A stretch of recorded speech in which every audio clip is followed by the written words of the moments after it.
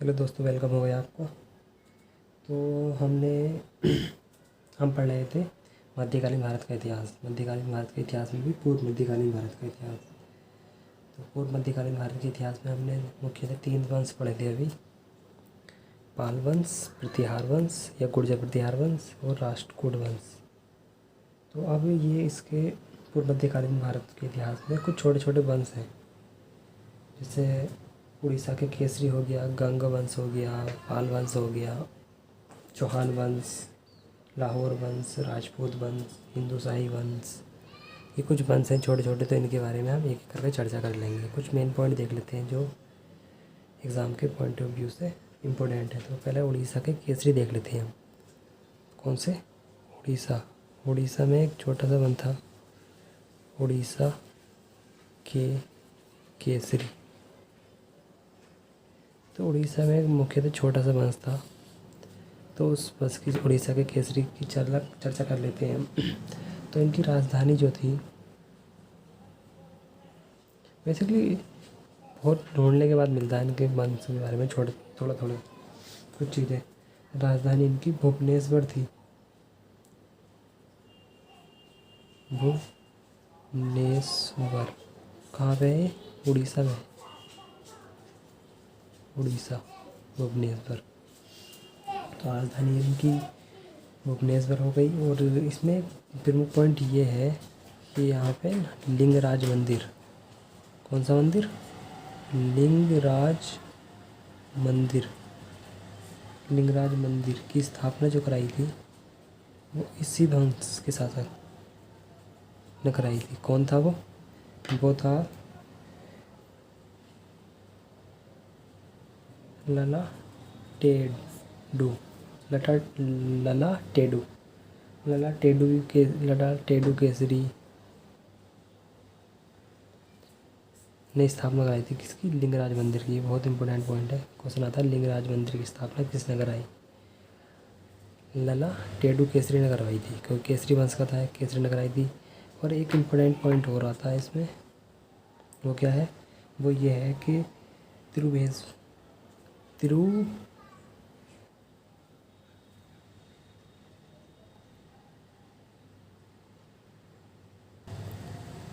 एक important point हो रहा था इसमें, देख लेते हैं क्या है वो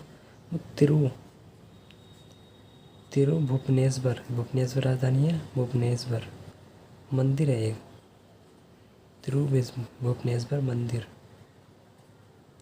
जो है ना, वो हरिसेन, कुछ किताबों में हरिहर सेन भी आया है, हरिहर सेन भी आया है, हरिहर देवता भी आया है। हरिहर देवता ज़्यादा आया। तो हरिहर देवता कहाँ पे है? भुवनेश्वर मंदिर हरिहर देवता वहाँ पे है। लेकिन ये किसको समर्पित है? ये समर्पित है हमारा भगवान शिव को समर्पित है। भगवान शिव को समर्पित है। किसको समर्पित है? भुवनेश्वर मंदिर जो है हरिहर सेन देवता है इसमें, और भगवान शिव को समर्पित है। ये आता है ना कि कौन सा मंदिर किसको समर्पित है। तो ये कुछ उड़ीसा के केसरी वंश के कुछ मुख्य पॉइंट थे जो एग्ज़ाम के पॉइंट ऑफ व्यू से मेन है, इम्पोर्टेंट है। तो इन्हें देख लिया। अब हम अगला वंश देख लेते हैं, गंग वंश। तो गंग वंश के बारे में कुछ इम्पोर्टेंट बातें देख लेते हैं। क्या इम्पोर्टेंट बातें हैं इसमें? तो इसमें देख कहाँ का वंश है? मुख्यतः उड़ीसा के चल रहे हैं अभी, दक्षिण भारत की। उड़ीसा का है ये भी कहाँ का था? ये भी उड़ीसा का था। इसकी राजधानी भुवनेश्वर थी। तो उड़ीसा में एक क्या है? उड़ीसा के पुरी में उड़ीसा के पुरी में जगन्नाथ मंदिर स्थित है। कहाँ पे स्थित है? आधा क्वेश्चन जगन्नाथ मंदिर कहाँ पर है? तो उड़ीसा के पुरी में है। कहाँ पे है? दक्षिण भारत में मुख्य है। और यहाँ पे ही ना रथ यात्रा निकाली जाती है। रथ यात्रा निकाली जाती है। कहाँ पे? रथ यात्रा उड़ीसा में ही। रथ यात्रा कहाँ पे? इस मंदिर के क्षेत्र में, जहाँ पे इस मंदिर में है उस क्षेत्र में रथ यात्रा निकाली जाती है। एक इम्पोर्टेंट पॉइंट ये है। और जगन्नाथ मंदिर किसने बनवाया था? ये क्वेश्चन आया था। तो जगन्नाथ मंदिर जो बनवाया था, इम्पोर्टेंट पॉइंट है, अवंती वर्मन ने बनवाया था। अवंती बर्मन किसने बनवाया था? अवंती बर्मन चोल्ड, अवंती बर्मन चोल्ड ने बनवाया था ये। जगन्नाथ मंदिर कहाँ स्थित है? उड़ीसा में स्थित है। कौन से वंश से समर्पित है? कौन सा वंश है इसमें? गंग वंश है। किसने बनवाया था? अवंती वर्मन चोल्ड ने बनवाया था ये। और इम्पोर्टेंट बात देख लेते हैं। और एक मंदिर और है, कौन सा मंदिर है वो? अंक गोरावाट, अंक गोरावाट का मंदिर कहाँ पे है? ये भी उड़ीसा में है। अंक गोरावाट का मंदिर, अंक गोरावाट का मंदिर कहाँ पे है? उड़ीसा में है। एक जगन्नाथ मंदिर हो गया, ये अवंती वर्मन ने बनाया। अंक गोरावाट का मंदिर ये कहाँ है? उड़ीसा में है। कंबोडिया में, सॉरी ये तो जगन्नाथ मंदिर ये उड़ीसा में है। किसने बनवाया? अवंती वर्मन ने बनवाया, अवंती वर्मन ने। और अंक गोरावाट का मंदिर जो है ना, ये कंबोडिया में स्थित है। कंबोडिया में, कंबोडिया को तो जानते होगे तुम।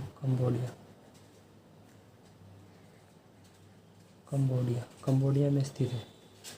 कहाँ पे स्थित है? कंबोडिया में।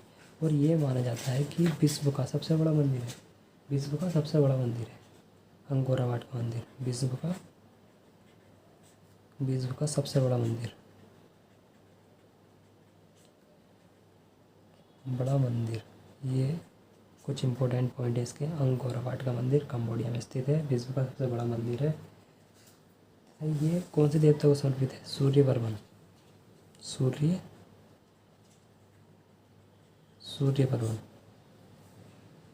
ने इसे बनवाया था, समर्पित नहीं, बनवाया था।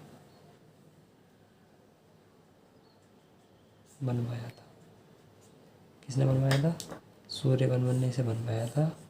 कंबोडिया में स्थित है, विश्व का सबसे बड़ा मंदिर है और अंक गोरावाट का मंदिर है। ठीक है, ये कुछ इम्पोर्टेंट बातें हैं इसकी गंग वंश की। तो गंग वंश से इम्पोर्टेंट पॉइंट थे, जगन्नाथ मंदिर अवंती वर्मन ने बनवाया था। और एक इम्पोर्टेंट पॉइंट ये है अंक गोरावाट का मंदिर कंबोडिया में स्थित है, विश्व का सबसे बड़ा मंदिर है, सूर्य वर्मन ने बनवाया था। और हमने पढ़ा इससे पहले केसरी वंश। केसरी की राजधानी क्या थी? भुवनेश्वर थी। कहाँ का है? मुख्यतः उड़ीसा का वंश है। और लिंगराज मंदिर की स्थापना ललाट टेडुल केसरी ने कराई थी। भुवनेश्वर मंदिर जो है भगवान शिव को समर्पित है। ये इम्पोर्टेंट पॉइंट है। और अगला वंश देख लेते हैं, छोटा सा अगला वंश देख लेते हैं हम। तो अगला वंश जो आया था इसमें हिंदू शाही वंश आया था। कौन सा वंश? हिंदू शाही वंश।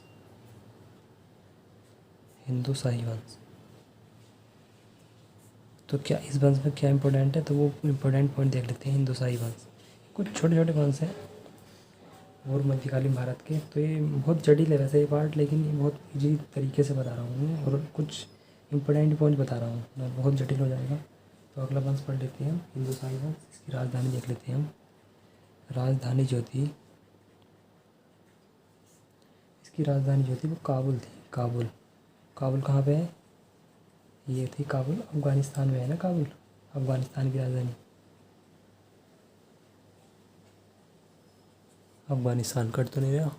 नहीं कट नहीं रहा। अफ़गानिस्तान राजधानी क्या हो गई? काबुल हो गई।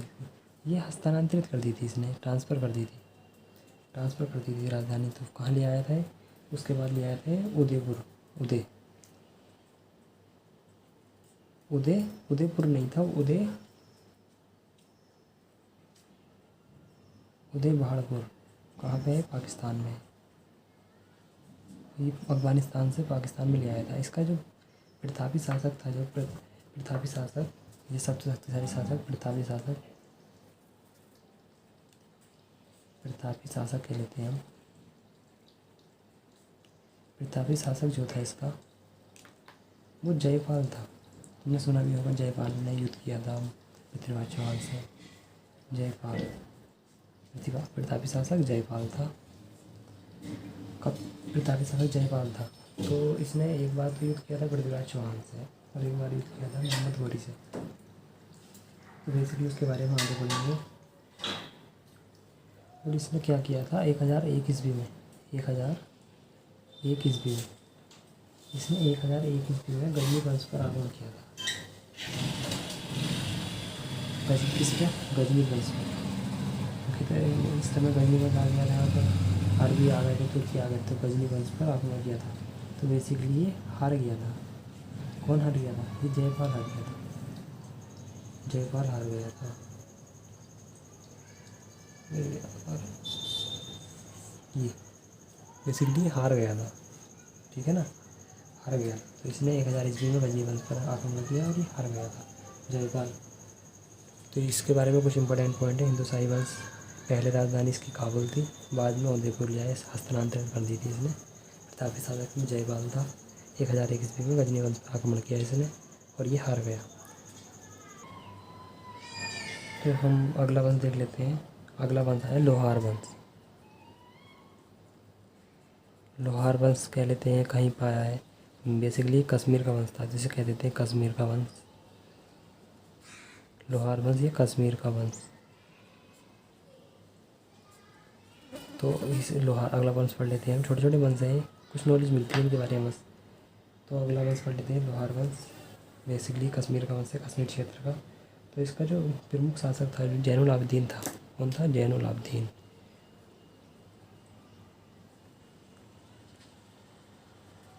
जैनुल आबदीन जैनुल आबदीन था। तो बेसिकली इसे ना कश्मीर का अकबर कहते हैं। किसे? जैनुल आबदीन को। कश्मीर का अकबर। कश्मीर का अकबर के नाम से आता है, क्वेश्चन आता है कश्मीर का अकबर। अकबर किसे कहते हैं? तो किसे कहते हैं? जैनुल आबदीन। कौन से वंश का है? लाहौर वंश का या कश्मीर वंश का। उपाधि भी ली थी इसने, कुछ उपाधि। तो उपाधि देख लेते हैं।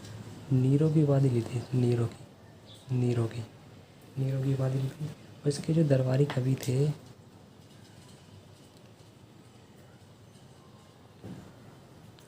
दरबारी कवि जो थे इसके, वो दरबारी कवि कभी क्वेश्चन पूछ लेता है। योन राज थे, योन राज। एक कवि और थे इसके दरबारी कवि, श्रीवर थे वो, श्रावर या श्रीवर। योन राज और श्रावर। तो बेसिकली क्या हुआ था, प्राचीन काल में, प्राचीन भारत के इतिहास में एक कल्हड़ ने राज तरंगली लिखी थी। इसके बारे में बाद में पढ़ेंगे। तो एक कल्हड़ हुआ है, तो बेसिकली उसने राज तरंगली लिखी थी। तो इसने ये क्या किया, यौनराज ने उस राज तरंगली को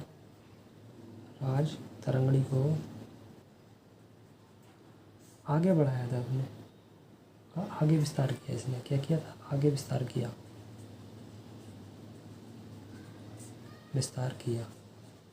क्या किया था इसने? आगे। किसने लिखी थी पहले? कल्हड़ ने लिखी थी, कल्हड़। बेसिकली कल्हड़ ने लिखी थी और यौनराज ने इसका आगे विस्तार किया, मतलब आगे बढ़ाया और इसे, ठीक है ना। एक फिर इसके बाद अगला वंश पढ़ लेते हैं। उसका बाद अगला वंश आया है राजपूत वंश। बेसिकली इसमें इस वंश पे एक मूवी बनी है, अभी बनी थी, अक्षय कुमार ने बनवाई थी, पृथ्वीराज चौहान। उसमें युद्ध भी दिखाया गया है गौरी के साथ। तो राजपूत वंश है वो। तो राजपूत वंश देख लेते हैं। तो राजपूत वंश कहाँ पे था? मुख्यतः उत्तर भारत का वंश था। तो बेसिकली हम पढ़ लेते हैं राजपूत वंश। नेक्स्ट वंश जो है हमारा राजपूत वंश है। तो राजपूत वंश में जो मेन इम्पोर्टेंट पॉइंट है, कवि था। कौन था कवि? चंद्रवरदायी की कहानी बहुत सुनी होंगी आपने। चंद्रवरदायी।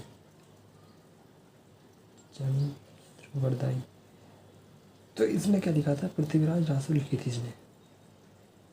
पृथ्वीराज रासो लिखी थी इसने लिखी चंद्रवरदायी। ये कौन था? कवि था ये। किसके शासनकाल में था ये? बेसिकली पृथ्वीराज चौहान के शासनकाल में था। उसका कवि था पृथ्वीराज चौहान का। कौन था? चंद्रवरदायी। क्या लिखा है इसने? पृथ्वीराज रासो लिखी थी। तो इसमें मुख्यतः क्या लिखा गया था? इसमें लिखा गया था कि ऋषि वशिष्ठ हुए हैं प्राचीन काल में, ऋषि वशिष्ठ के अग्निकुंड से राजपूतों का उदय हुआ है। ऋषि वशिष्ठ के, किसके? ऋषि वशिष्ठ के, किससे? अग्निकुंड से। ऋषि वशिष्ठ के अग्निकुंड से राजपूतों का उदय हुआ।